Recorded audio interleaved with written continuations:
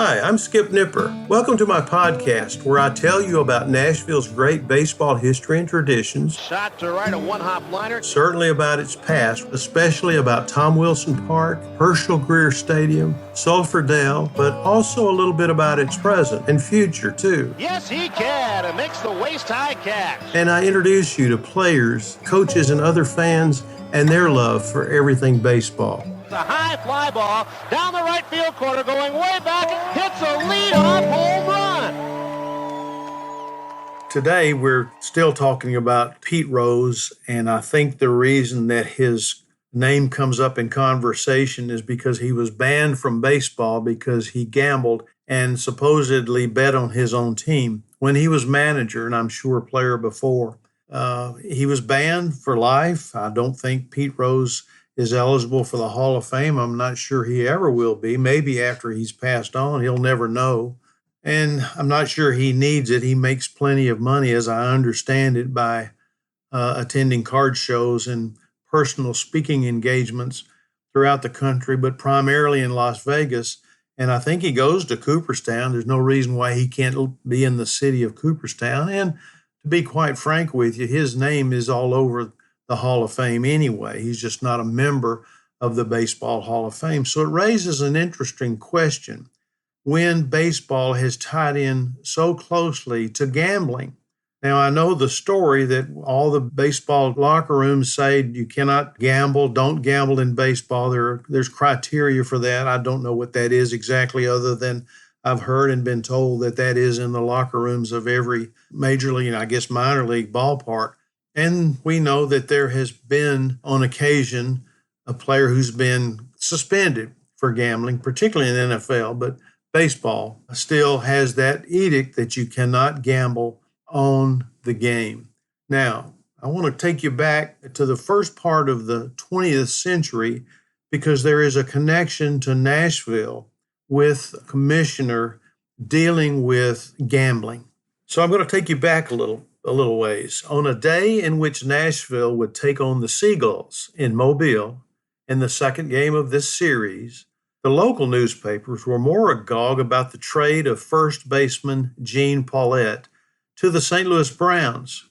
It was August the 20th, 1915, and the Vols were seeking help as the season drew to a close, needing help to close the 7-game gap the New Orleans Pelicans had over them.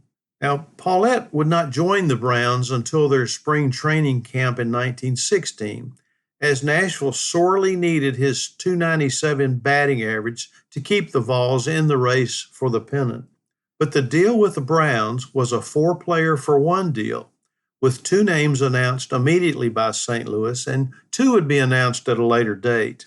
But 2 of the players named, Dick Kaufman of the Atlanta Crackers, who would take over Paulette's position at first base, and Gus Williams of Toronto, who would lead the Southern Association in doubles with 33 the next season in 1916, would play integral parts in Nashville's regular season championship that year, the 4th pennant for Nashville in the 20 years of the Southern Association. Now, let me tell you a little bit about Paulette. He had played in 10 games with the New York Giants in 1911. That was the year the Giants played the Philadelphia Athletics, losing the series 4-2. And surprisingly, even though Paulette did not play in any of the 6 games, he earned a player's share of World Series proceeds totaling $609.10, a tidy sum back in those days. Now, in 1912 and 1913, interestingly enough, he was with the Mobile Ball Club in the Southern Association. But then going back to 1915, when the trade was announced, it was his 2nd season with Nashville, having hit for a .260 average in 1914. But his play at first base continued to improve, as did his batting average, making him a valuable commodity that Branch Rickey wanted. Paulette was considered the best first baseman in the Southern Association, and almost everybody had him pegged on their mythical All-Star team. Almost immediately, there was a report there might be a hiccup in the plan. Williams had what was called a fat contract that Nashville could not handle, and a future Hall of Fame member and famous baseball man on so many levels, you may have heard me mention him just a minute ago, Branch Rickey, would be stepping in to resolve the issue. Ricky was the St. Louis Browns manager, except for Sundays when Jimmy Austin, one of his infielders, would step in. Ricky had made a promise to his mother that he would never play baseball on Sunday, that he would honor the Sabbath. But in this instance, Ricky made it known that this deal would happen, and he was looking forward to finalizing everything in Atlanta the following week when the Vols would be visiting the Crackers, and he would sign Paulette to a contract. Paulette signed the deal with the Browns on August the 28th, and Ricky completed the deal. He and Browns owner Robert Colonel Hedges were satisfied that it was a great deal for the major league team. But Hedges would not be around to find out, as he sold the club to Phil Ball, who actually removed Ricky as the field manager and moved him into the front office. Well, the trade did not work out well for the Browns, at least for 1916. Paulette, of all things, did not make the major league club, and he was sent to Memphis, once again back in the Southern Association, where he batted .286. And he did return to St. Louis for 5 games at the end of the season, but he remained with the Browns for only 2 games in 1917, when he was playing behind a future Hall of Famer, George Sisler, father of Dick Sisler, who would become the manager of the Nashville Vols in late 1950s. Traded to the St. Louis Cardinals, he split the 1919 season with the Cardinals and then the Phillies before a final season in 1920 in Philadelphia, where he batted .288. But it was while he was with the Cardinals, he met some shady characters. And when he needed money in 1919, while he was in Philadelphia, Paulette cooperated with 2 gamblers and agreed to fix games in their favor.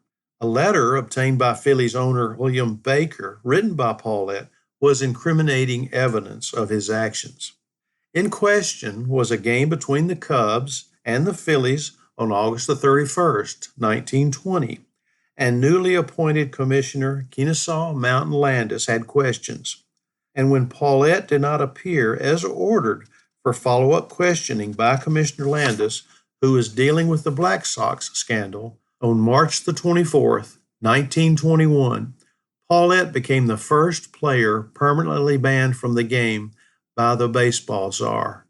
Yes, Paulette was the first, not any of the Chicago White Sox. And as a point of reference, Landis did not ban the players from the Black Sox Scandal until August the 3rd. Well, his baseball career ended, and Paulette found work with the railroad in Little Rock, Arkansas. Born in Centralia, Illinois in 1891, he died of a heart attack on February the 8th, 1966 at 74. But briefly, I want to go back to 1915. That day, on August 20th, the day the Paulette trade was announced, that day, in an effort to halt their losing streak, the Mobile batters drew lots to determine the lineup in that game against Nashville. And even though they had 12 hits against 9 for the Vols, Mobile out-hit their opponent but still lost by a score of 7-5. And that lottery lineup failed, as ultimately did the career of Gene Paulette.